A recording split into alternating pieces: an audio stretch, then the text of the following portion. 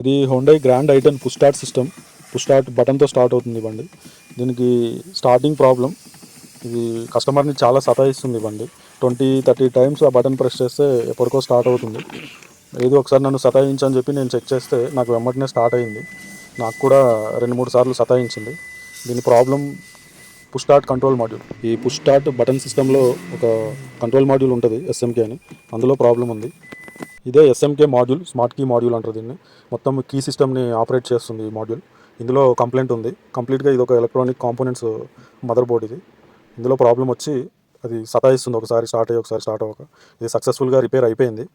కార్కి కనెక్ట్ చేసి చెక్ చేయాలి.